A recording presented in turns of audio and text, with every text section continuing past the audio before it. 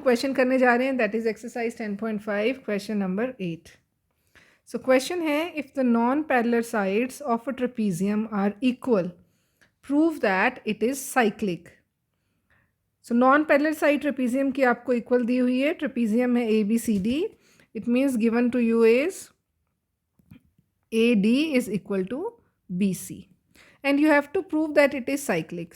सो cyclic prove करने के लिए क्या प्रीरिक्विजिट या क्या कंडीशंस होंगी जो आप प्रूव कर पाओगे कि एक क्वाड्रिलेटरल है या एक ट्रेपीजियम है वो साइक्लिक है. जो भी ऑपोजिट एंगल्स हैं जैसे A plus C and B plus D, जो ऑपोजिट एंगल्स हैं उनका सम कितना होना चाहिए? 180 डिग्री. सो अगर इस क्वेश्चन में हम ये प्रूव कर दें कि opposite angles angle A and angle C का सम 180 है, सिमिलरली बी एंड डी का सम 180 है, तो हम ये प्रूव कर पाएंगे कि A P C D is a cyclic quadrilateral. So चलिए स्टार्ट करते हैं. फर्स्ट इसको प्रूव करने के लिए we have to construct perpendiculars. So perpendiculars कहाँ से कंस्ट्रक्ट करने हैं वो ध्यान दीजिए आप. From point A and point B. So let it be M and N.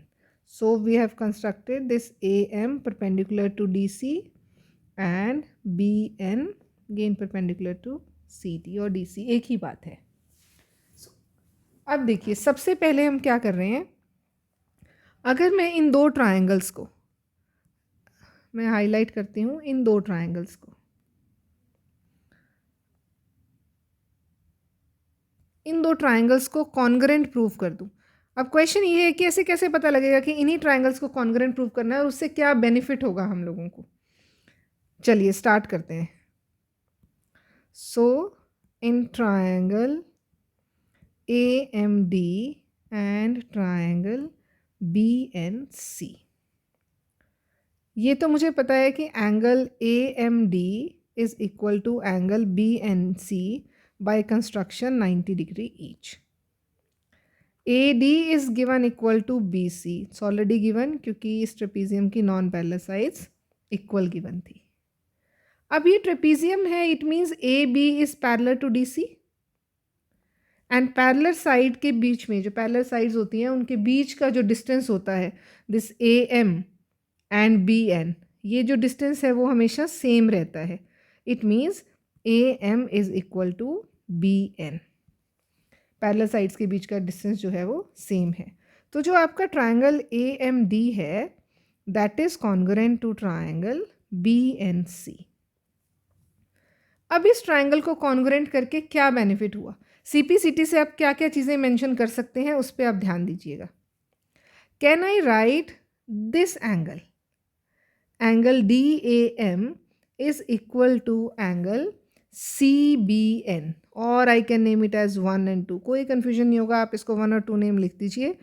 Angle 1 is equal to angle 2. Can I also write angle 3 is equal to angle 4? Yes, 3 is equal to angle 4. So by CPCT ये angles जो है ये भी बराबर हो गए. अब हमें प्रूफ क्या करना है, angle A plus C is equal to 180. पर कंप्लीट एंगल A के लिए हमें ये वाला जो एंगल बचा है दिस, ये भी हमें चेक करना पड़ेगा. Let's name it as 5 and 6.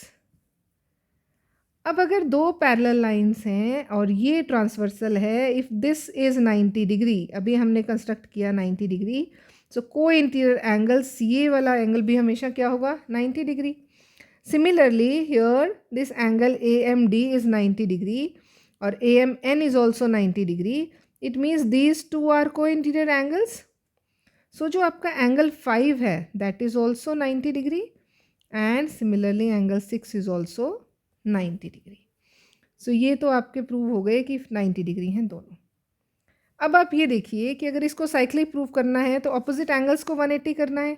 पर इतना हमें पता है कि क्वाड्रिलेटरल में सारे जो एंगल्स होते हैं, यानी इन दिस ट्रेपीजियम या in quadrilateral, angle A plus angle B plus angle C plus angle D, sum should be equal to 360 degree. चारों एंगल्स का जो सम है वो किसके बराबर होता है? 360 डिग्री के.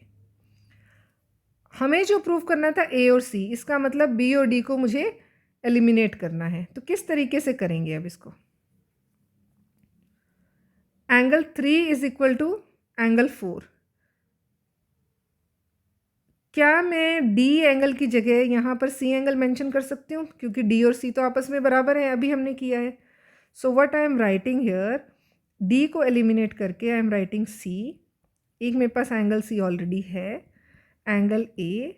अब मुझे अगर एंगल ए और बी को भी इक्वल करना था तो क्या वो भी लिखा जा सकता है? यस, लिखा जा सकता है, क्योंकि आप देखिए एंगल 1 एंगल 2 के इक्वल आपने पहले ही प्रूव किया। 5 इक्वल टू 6 है ही 90 degree. And if I add these two, angle 1 plus angle 5, that would be your complete angle A, and 2 plus 6 is complete angle B. So उस इक्वेशन में इस B की जगह मैं एंगल ए लिख सकती हूँ। सो मैंने क्या किया, यहाँ भी लिख दिया angle A. Now this is twice of angle A plus twice of angle C is equal to 360. You can take this 2 common. Angle A plus angle C is equal to 360, and angle A plus angle C is equal to 360 divided by 2 is equal to 180 degree. It means ये हमारा prove हो गया कि जो opposite angle A and C है वो क्या है, सम उनका जो है वो 180 डिग्री है। सिमिलरली इसी इक्वेशन में अगर आप A की जगह B पुट करते, आपको मिलता है angle B plus angle D is equal to 180 degree. अब इस ट्रेपीजियम में ऑपोजिट एंगल्स जो है उनका सम 180 है। It means this is a cyclic trapezium और साइक्लिक क्वाड्रिलेटरल, क्योंकि ऑपोजिट साइड्स ऑपोजिट एंगल्स जो हैं उनका सम आपने 180 प्रूव कर दिया। That's all for this question. Thank you.